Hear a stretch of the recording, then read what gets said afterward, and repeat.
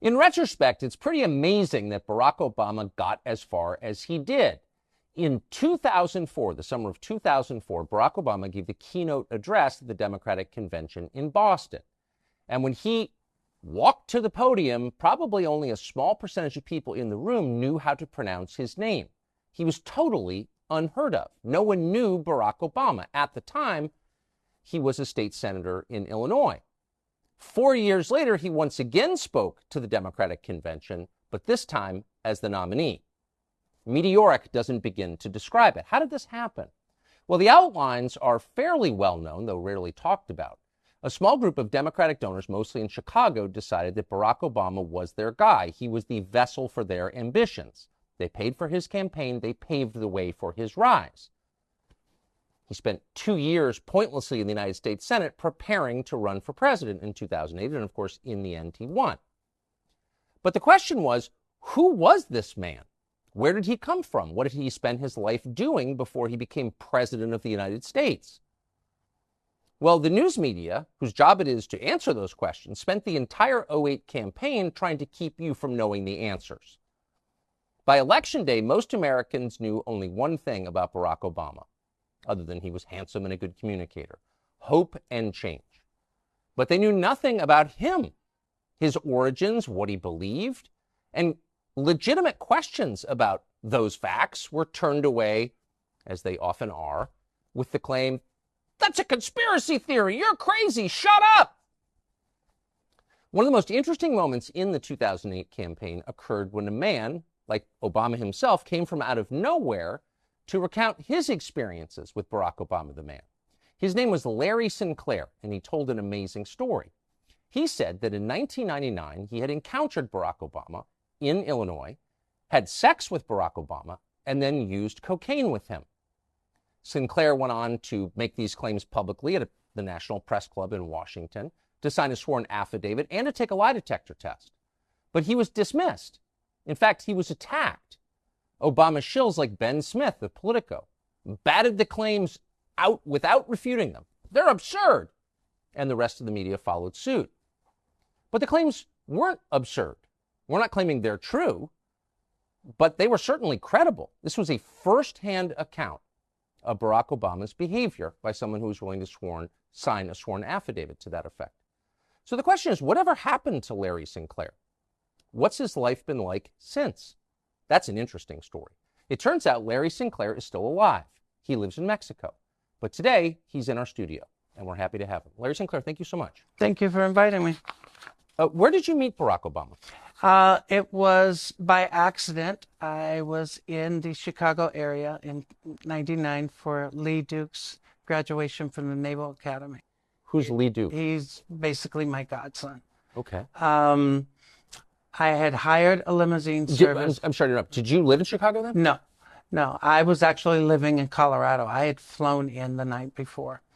Okay. So had hired a limousine service, had made the driver aware that if Lee couldn't leave the base, because once they graduate, some of them actually get their assignments and they're shipping out and they can't leave the base, that I was still interested in going out.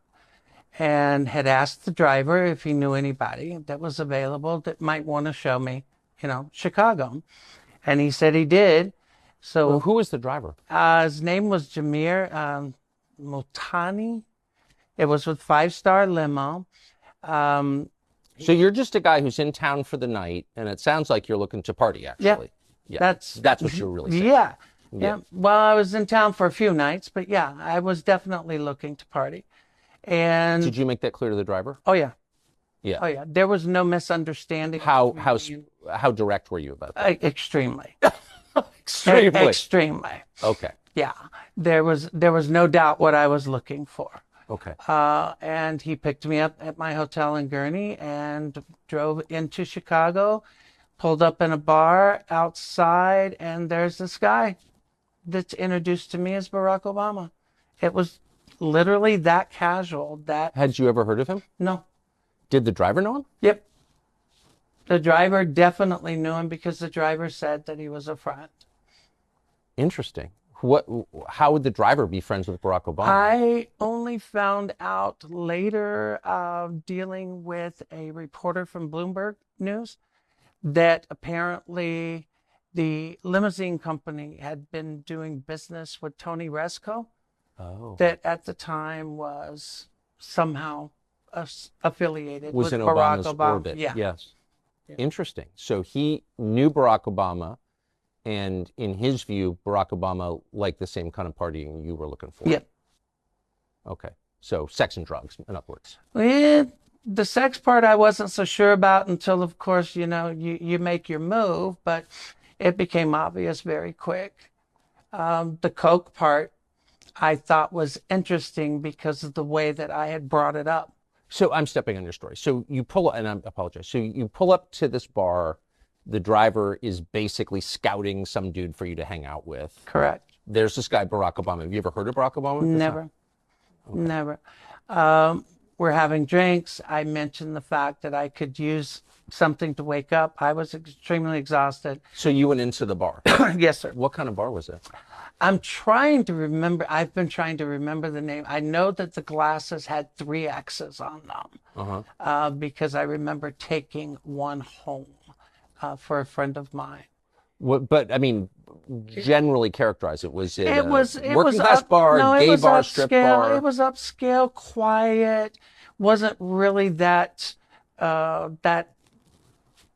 really didn't have a lot of energy to it. It was more relaxed, more like a lounge as opposed to somewhere where people would go and get loud and crazy. Yeah.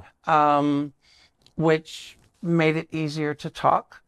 But like I said, when I brought up the fact that I could use something to wake up, he immediately knew what I was referring to, had made it clear that I was looking for coke, and I really was, and had made the suggestion that he knew where we could get it, and we left to go get it. Interesting. Did he say what he did for a living? Nope. I had no idea that he was a representative in the Illinois House. I had no idea he was in politics. I just knew that he was supposedly married and at the time was going through some issues with the marriage. He said that? That was made clear. Yep. Huh. Did he say what kind of issues? No. Do you remember? No. So you said, I'm looking for someone to wake up. He knows you're referring to cocaine. I know where to get it. What happens next? We get back in the limo. The driver takes us wherever it is that Barack had instructed him to take us. I had given Barack $250 to pay for coke. He gets out, comes back. I start putting a line on a CD tray to snort. And you're in the limo. Yep. Driving or parked? No, the driver's driving. Yep. I start to put a line on a CD tray, and I just happen to notice that he pulls something else out of his pocket.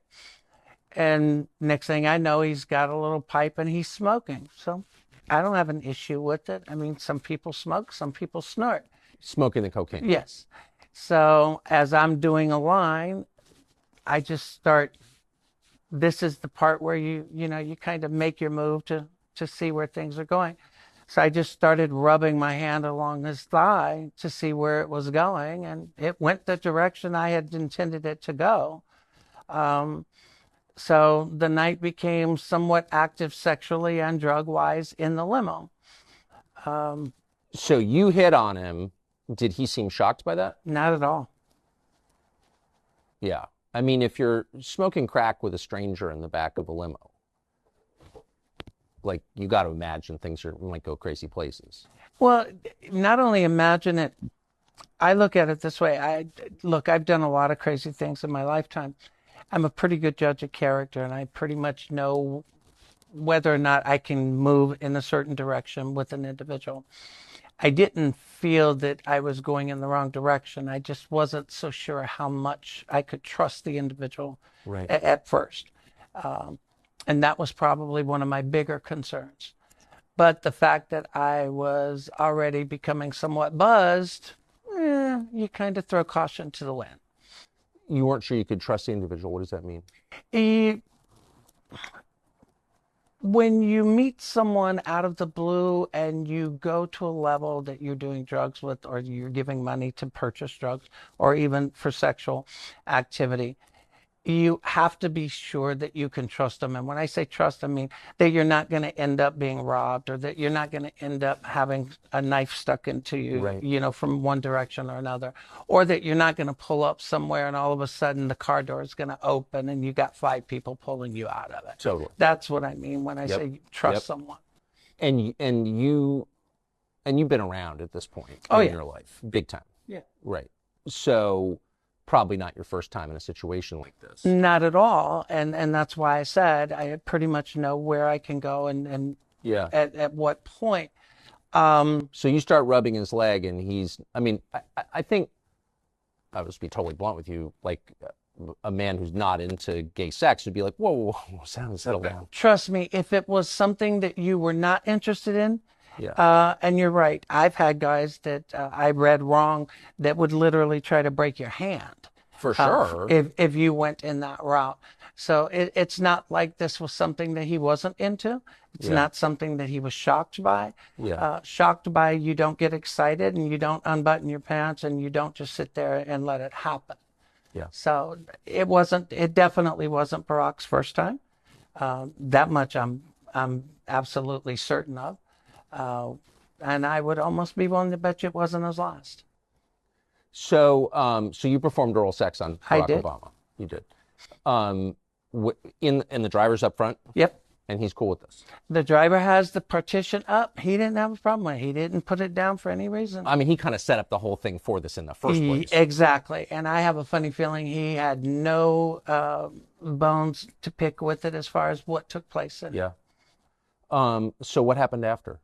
Afterwards, I actually went back to my hotel. I had specifically asked that he drop Barack off first, but for some reason he and Barack chose that they would drop me off at the hotel first and then he would take Barack.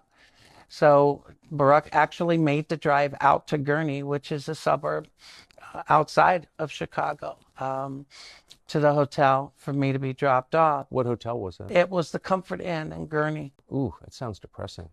Well, you have to remember it was 99. Yeah.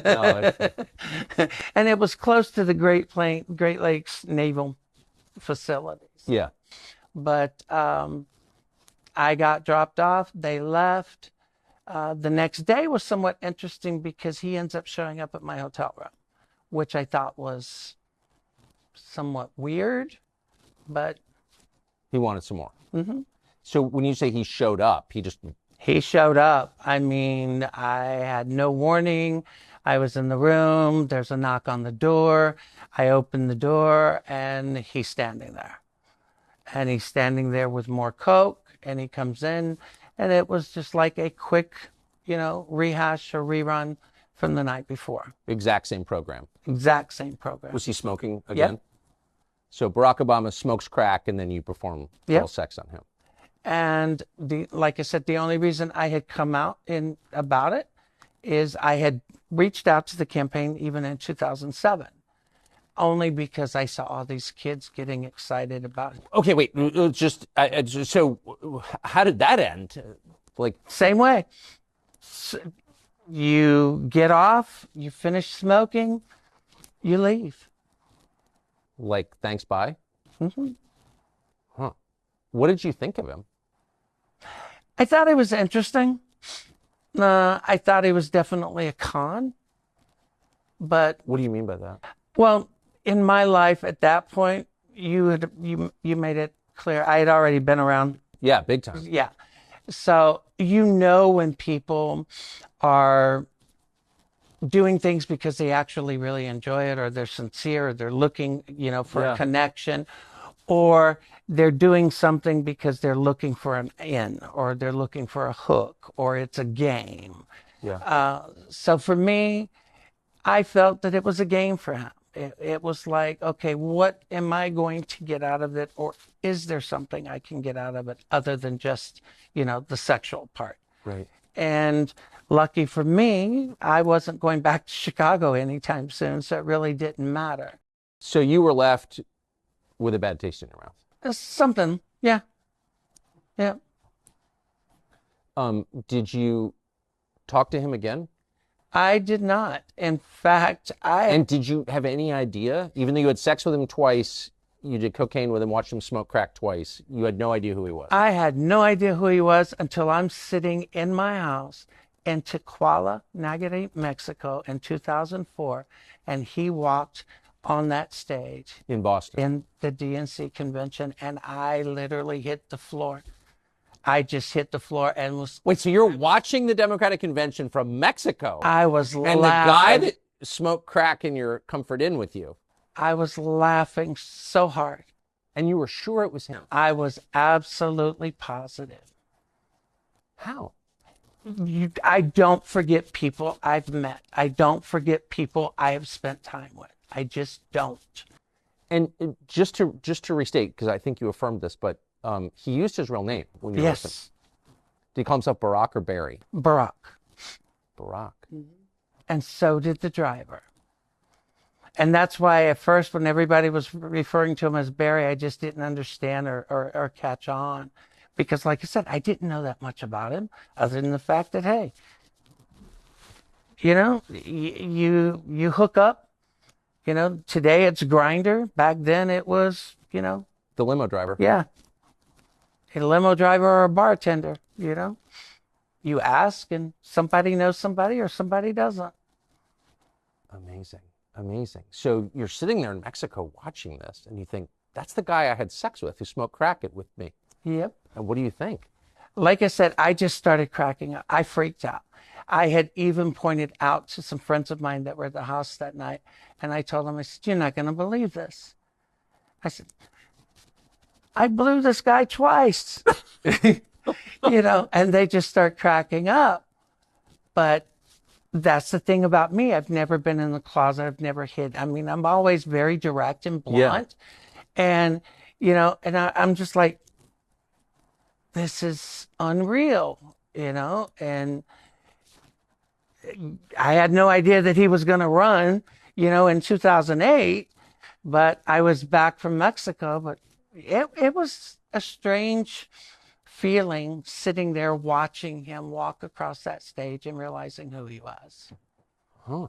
So what did you do? You said you reached out to the campaign? Well, I didn't do anything in 2004, but when he announced his run for 2008, I did reach out to the campaign in late 2007 because I had seen a lot of these college kids talking about how thrilled they were, how there was a candidate who was completely honest about his entire life, his drug use, you know, what he did as when he was in school.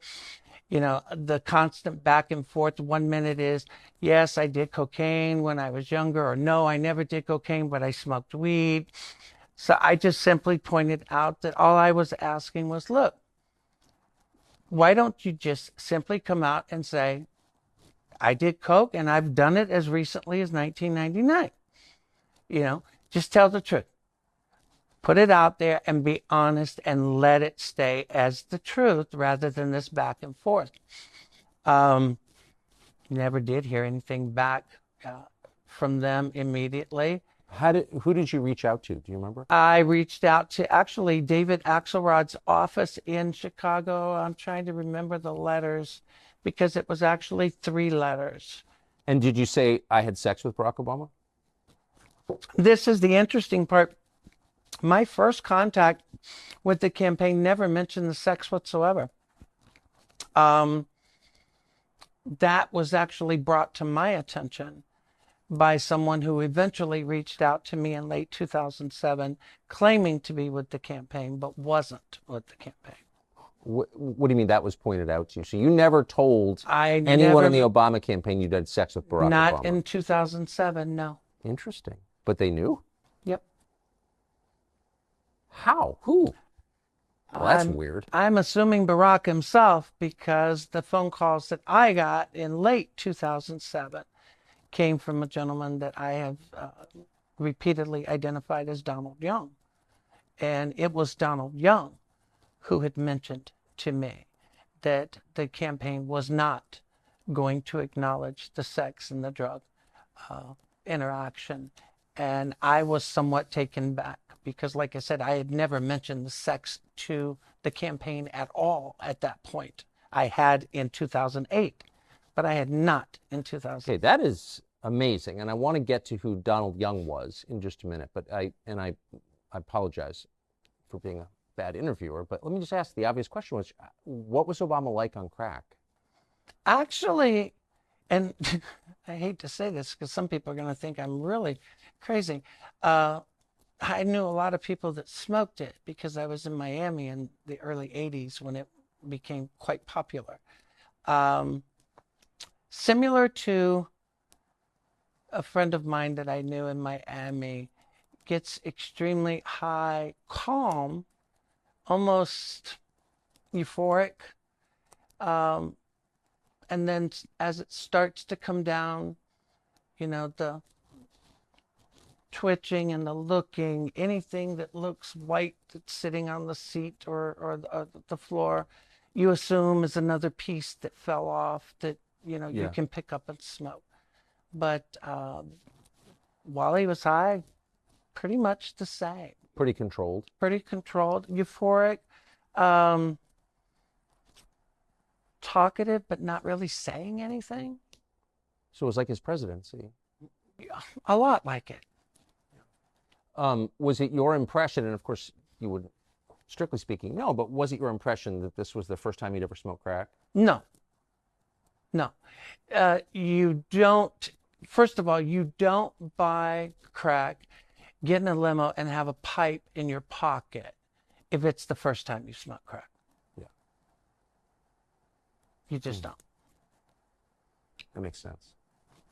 So I've read about your story to the extent it's been written about, not very much. But I'd never read that Donald Young, this man Donald Young, called you and told you that he knew you'd had sex with Barack Obama. That was the contact in late 2007 that I had that originally came under the guise that they were part of the Obama campaign. So who was Donald Young?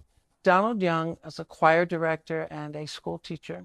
He was the choir director at Jeremiah Wright's church in Chicago, the same church that Barack Obama went to. He was also a very openly gay black man, but very well respected. Did you know him? I had never met him.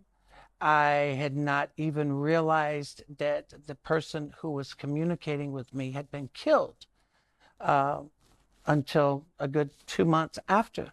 So I'm going to get to that. So Donald Young is the choir director at Jeremiah Wright's church. Yes. And is it publicly confirmed that he knew Barack Obama? Oh, yes. Yes. Donald Young's own mother has repeatedly said that she feels that her son died to protect Barack Obama. It's just interesting that Donald Young would have called you. He's not working directly for the campaign that we know of. Exactly. But somehow he has a copy of your letter. It sounds like maybe Donald Young was on cleanup duty. Somehow he has my phone number. Exactly. And that's exactly what it was. Because like I said, the first calls were, I was led to believe that he was with the campaign. The last conversation that I'd had with Donald Young, he had actually come clean and said that he had been asked to call me and that his job was to get as much information from me as far as who I had spoken to, who I had given any information to, and to get that to them. He had told me to be careful, to watch myself, and to understand that the Barack Obama campaign was not in any way, shape, or form going to acknowledge anything or come out about anything. And he had made it clear that he had known Barack for quite some time and had had an intimate relationship with Barack for quite some time. He told you that? Yep. And that's when I knew that I could at least trust what I was being told. Originally, I had made it clear I didn't feel comfortable with the phone call because something just didn't seem right. But after a couple of calls, it started to all fall into place. And I had said the same thing to myself. Wait, so you didn't know Donald Young existed? Nope. It sounds like you're not very political anyway. You weren't. I wasn't at the time. And you were just annoyed that Obama was talking about cocaine and lying about it. I was extremely annoyed. But the sex part had nothing to do with it. No. Then Donald Young, who you don't know, never heard of, calls up and says, by the way, I know you had sex with Barack Obama. I did too. Yep. Pretty much.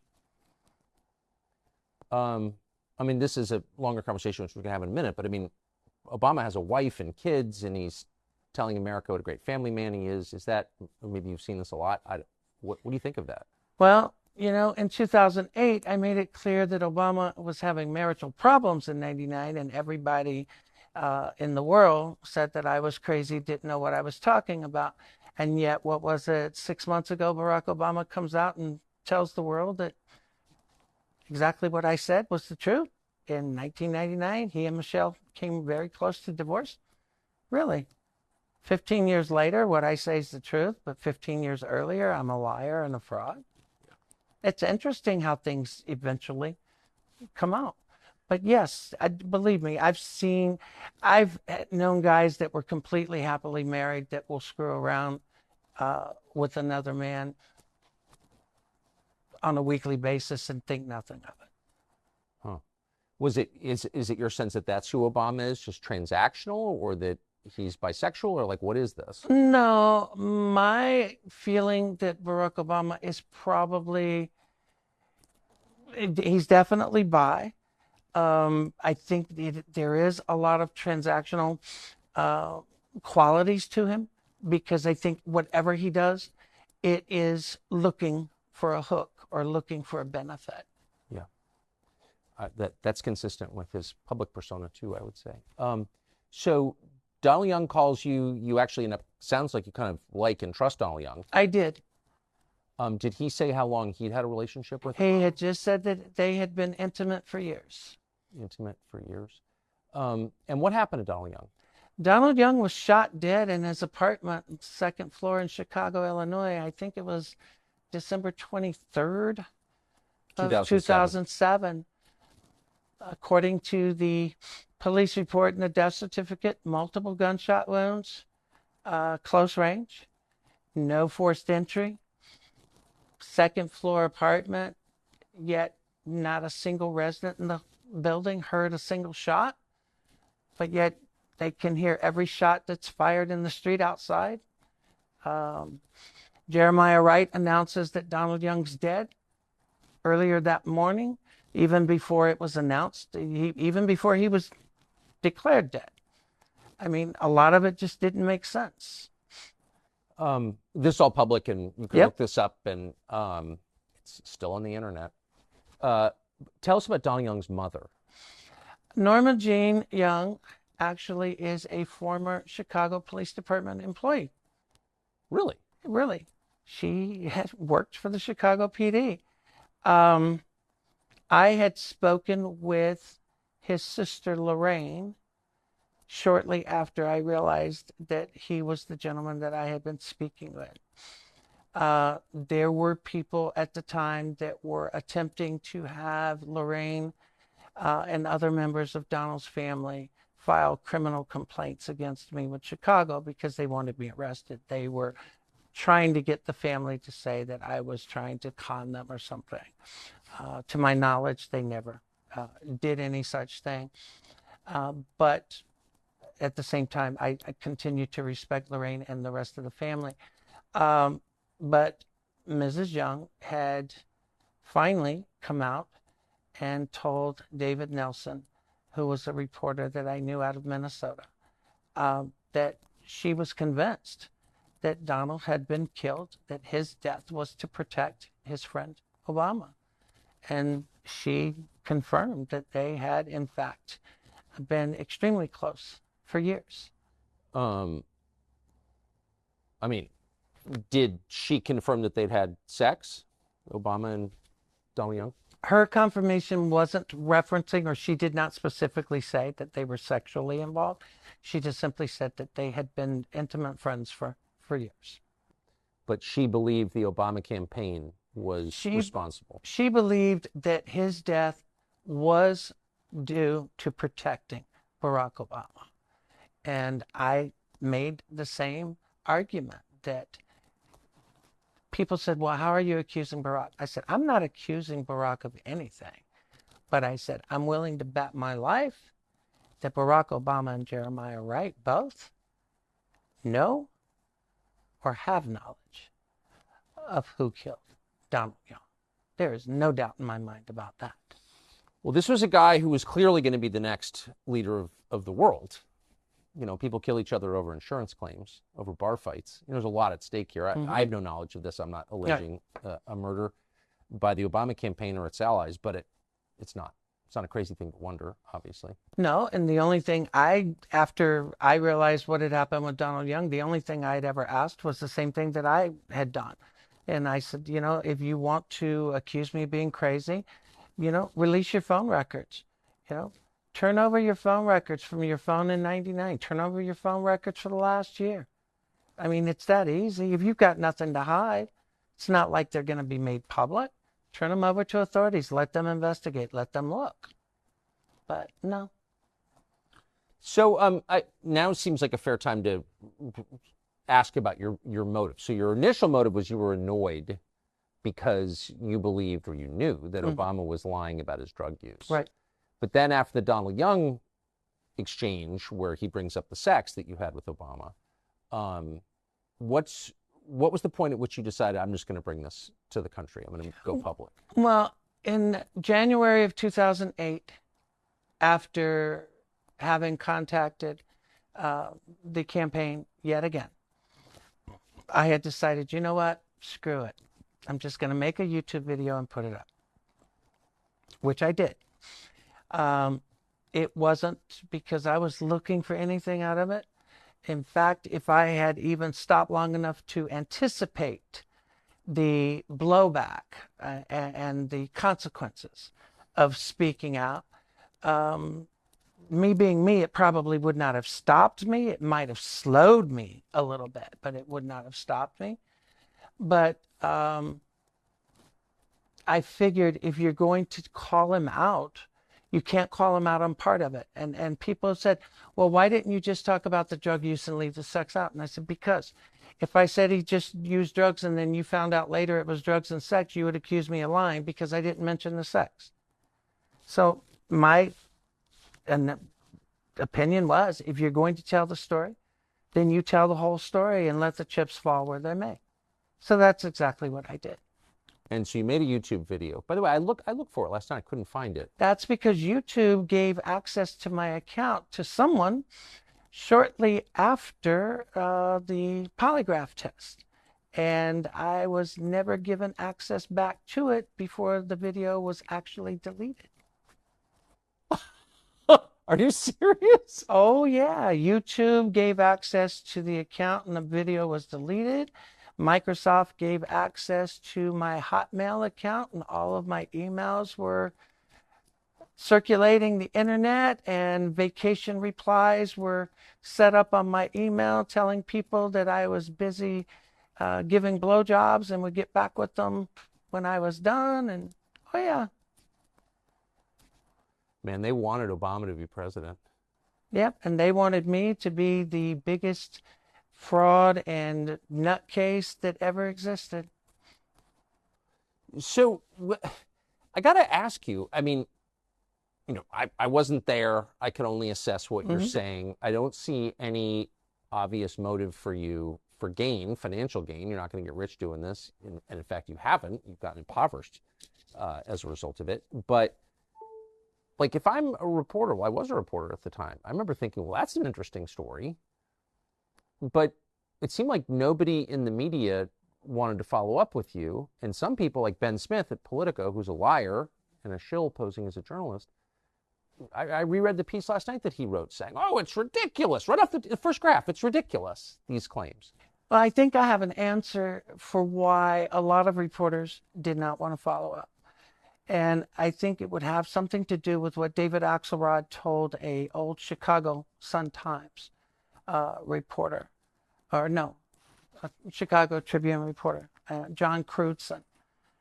Axelrod had been a reporter in Chicago before he went into politics. Well, John Crewdson worked for the Chicago Tribune. And John Crewdson actually came to Duluth, Minnesota and sat down with me and talked with me. And John Crewdson had told me point blank that before he had flown out, that he had spoken to Axelrod and that Axelrod had told him that they were aware of who I was and that it was their intentions to destroy me, and that if any reporter had mentioned me to them, they would be completely cut off, and that outlet would be completely cut off from access to the Obama campaign for the duration of the year. So I think that had a lot to do with why reporters didn't bring things up to the campaign, because everybody wanted access to, the new savior. Nobody wanted to be blackballed and denied access to a historic campaign. Yeah, but I mean, if it's the guy's running for president and credible information comes out that he's smoking crack and having sex with dudes, I mean, that seems like a story. Well, it would be a story if the media really cared about telling people the truth about anything. Yeah, they're liars. And that Ben Smith is a liar. Oh, Ben Smith's more than a liar, but you're right. What do you mean more than a liar? He's a complete fraud. Ben Smith, I hear people talking about grifters. Ben Smith to me is a grifter. Ben Smith wrote an article saying that I had a 27-year Criminal history. Career criminal. And the funny thing is if you look my criminal history up, which I've published myself and provided from day one, my criminal history goes from 1980 to 1986. And everything I've ever done, I've owned it. I've never wasted taxpayer money. And any sentence I've ever been given, I've served. But he also said that I was a fugitive, that I was avoiding prosecution, I was trying to prevent from going to jail. None of that was true. But the media ran with it. Even Greta linked to it and said that people asked me why I would not interview Larry Sinclair. This is why. And she linked to Ben Smith's article. And notice his article was published right when I was preparing to do the press conference at the National Press Club. But hey, the National Press Club, so-called beacon for freedom of the press, they were just as involved in trying to keep the story from ever being. It's interesting. I watched the other night, I watched your entire National Press Club appearance, and in it, you detail your intersections with law enforcement exhaustively. Yep. Every time you've been arrested, you explain it. Every time you've done time, you explain it. So you didn't, from what I could tell, hide your past. No. Why? You can't. I mean, I've never hidden my past in regular everyday life. Why would I hide it in something like this? So, I mean, you're the only person on this set who's had sex with Barack Obama. So I think you're, I don't know, expert on Obama, but you know more than most people. What's your assessment of him now? I think he's the same grifter that he's always been. I think he's still very power hungry. I think Obama is calling the shots in the current Biden administration more than people are willing to admit. I think Obama is hell-bent. I had made a statement during that press conference that I felt that Barack Obama being elected was going to push race relations in this country backwards 50 years. I am absolutely positive I was. Yes, I think you've been vindicated on that. Because race relations in this country has not only gotten pushed back, but everything's about race now. Everything is about victimization now. It's interesting though. Yeah, he's obviously a race hater, very anti-white, but he had sex with a white man. So you have to ask, like, is that real? Oh, for him, of course. I would be willing to bet you I'm not the only white person he's ever had sex with, or male anyway. Yeah. But hey, he's got what he wanted. He is in D.C. He's living the life. He's still looked upon as being the savior of the country. And sadly, people are still giving him that power. And I think it's going eventually to be to the detriment of. Can I just ask you one last question? How did you? I'm just thinking about it. It's very insightful because I knew a lot of people who weren't liberal who voted for Obama purely on the race question, and they weren't all self-hating, guilty whites. They were like nice, normal people who wanted to see race relations improve, and that really was the core promise of his campaign. And a lot of people bought it. A lot of smart people bought it, and I saw why they bought it. But you didn't buy it. How did you know that? I grew up in South Carolina in the 1960s and 70s. Okay. I've been gay and knew I was gay since 6 years old. Never hid it. Okay. Yeah. I grew up in rural South Carolina.